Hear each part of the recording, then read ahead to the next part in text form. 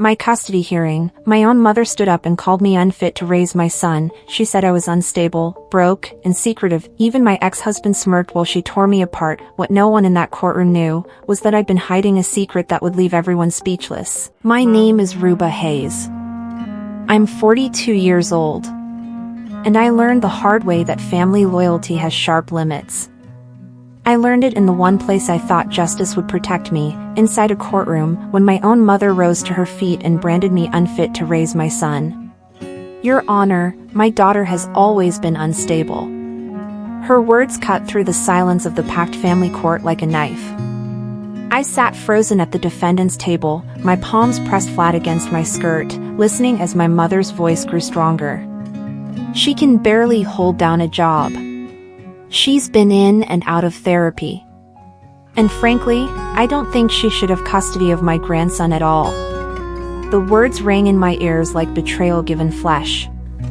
For a moment, I wasn't a seasoned professional with years of experience in the justice system. I was just a daughter being torn apart by the one person who should have stood at my side. I wore a plain navy blazer and a crisp white blouse, my brown hair tied back in the same understated bun I'd kept for 15 years.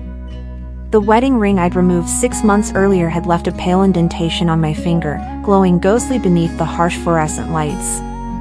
Across the aisle, my ex-husband Marcus leaned back in his chair, a smug half-smile playing on his lips.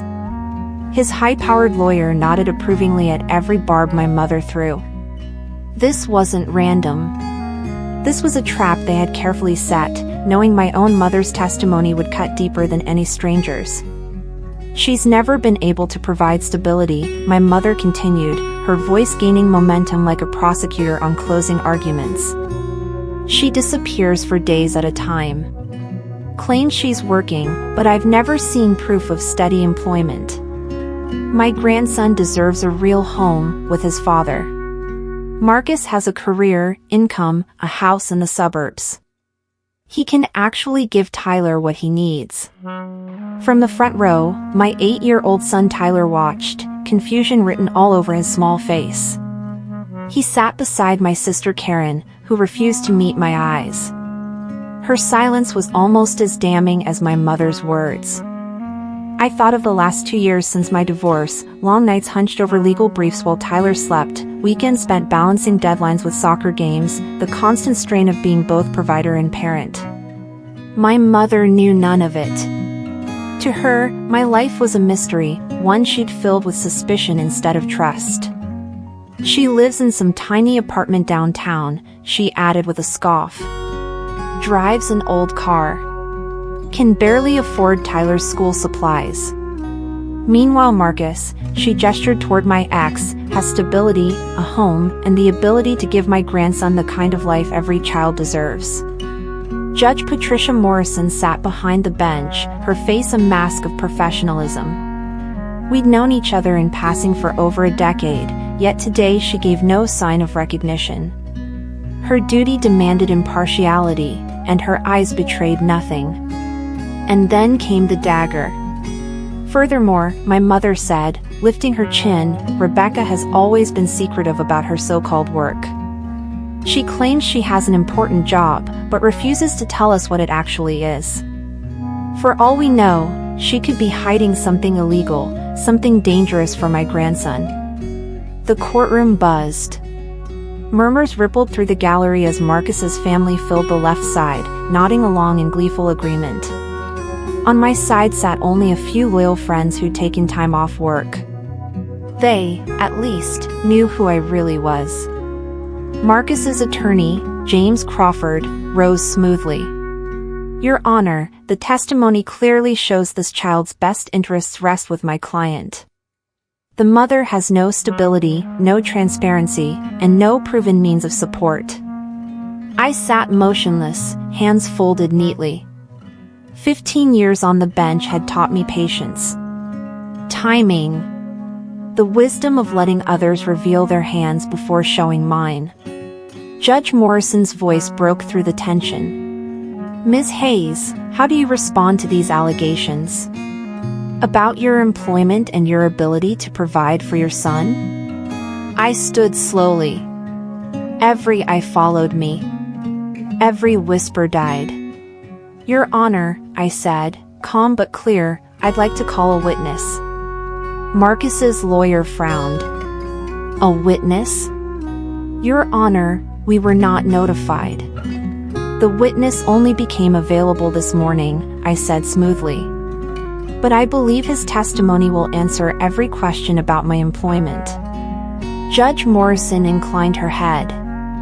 "Very well. Call your witness." I walked to the heavy double doors of the courtroom and opened them. A tall man entered. Impeccably dressed. Silver hair gleaming under the lights. His presence alone commanded silence. "Your Honor," I announced, "I call Chief Justice William Barrett to the stand." The gasp that echoed through the courtroom was audible, sharp as thunder. I caught the exact moment my mother's face shifted, from confidence, to confusion, to horror. Marcus's lawyer nearly dropped his pen. Chief Justice Barrett took the oath, his voice steady. I began, my tone professional but edged with steel. "Chief Justice, could you please identify me for the court? You are the Honorable Rebecca Hayes, Associate Justice of the State Supreme Court, where you have served with distinction for 8 years." The room went dead silent. You could hear the shuffle of papers in Marcus's lawyer's trembling hands. My mother's lips parted in disbelief. Tyler's eyes widened with awe. "And could you describe the nature of my responsibilities?" I pressed. "Justice Hayes presides over some of the most complex civil and criminal cases in the state," he answered. "She serves on the appellate panel for capital cases, chairs the Judicial Ethics Committee, and has authored landmark rulings in family law and child welfare." The weight of his words filled the courtroom. Tyler finally understood why his mother disappeared into her study with stacks of briefs, why she spoke with such authority about fairness, why her evenings were often consumed by work. "And my financial stability?" I asked. The Chief Justice allowed himself a small smile. "Justice Hayes earns $195,000 annually, plus benefits. She owns her penthouse downtown, maintains a vacation home in the mountains, and her financial disclosures are public record." Gasps rippled again. My mother paled. Marcus's smug smile cracked into panic. I turned back to the bench.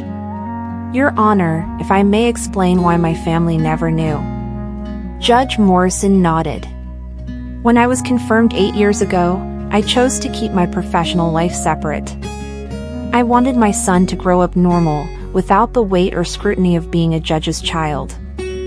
I chose modesty, a practical car, a simple apartment, so he would learn humility and hard work instead of entitlement." My words hung heavy. Marcus stared at me as though I'd been a stranger all our marriage. He'd mocked my boring courthouse job without ever bothering to ask. The reason I wasn't always at school events? I was overseeing cases that affected thousands of families.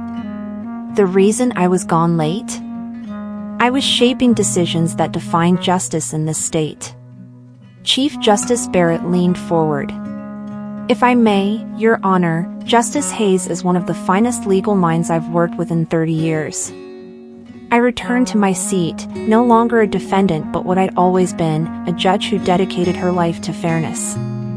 "Your Honor," I said firmly, "I've spent my career protecting children. I've removed them from danger, written decisions to ensure custody is fair, and safeguarded their welfare above all else. To suggest I'm unfit to raise my own son is not just false, it's insulting to every family I've served." I locked eyes with my mother. She flinched. Judge Morrison leaned forward. "Mr. Crawford, did your client truly not know his wife's profession?" Marcus stammered. She said she worked at the courthouse. I thought she was a clerk." The absurdity of it drew a murmur of disbelief from the gallery. Married 6 years, and he hadn't cared enough to know who I really was. I submitted my evaluations and custody report. Judge Morrison scanned them, then announced, Dr. Williams has rated Justice Hayes as an exemplary parent with no concerns about her ability to care for her child. Full custody is granted to Justice Hayes. The father will have supervised visitation pending completion of parenting classes. Relief crashed over me. Tyler ran into my arms, hugging my waist. "Mom," he whispered, "why didn't you tell me you were a judge?" I knelt to his level. "Because I wanted you to love me for being your mom, not my title." His grin lit up the room. "I think it's awesome. Does this mean you can send people to jail?" "Sometimes," I smiled. "But mostly, I help families take care of each other." My mother approached, her voice trembling. "Rebecca, I had no idea. I thought I was helping." I faced her squarely. "Helping? You testified under oath that I was unfit. You were ready to destroy my bond with my son without knowing a single truth about my life. Marcus lied, and you believed him instead of me." Tears filled her eyes. Karen wept quietly in the front row. "For 15 years, you never cared to ask what I really did," I said. "Because I didn't brag, you assumed I had nothing to brag about. Yet I became one of the youngest justices in state history. My rulings are studied in law schools. I've protected thousands of children. And still, you believed the worst." Chief Justice Barrett approached quietly. "Rebecca, don't let this deter you. The work you do matters." I nodded. If anything, this reminded me why it's so important. As Tyler and I left the courthouse hand in hand, I realized the truth. Hiding my light hadn't protected me.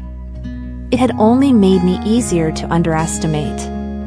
6 months later, Marcus completed his classes and regained visitation. He never dared question me again.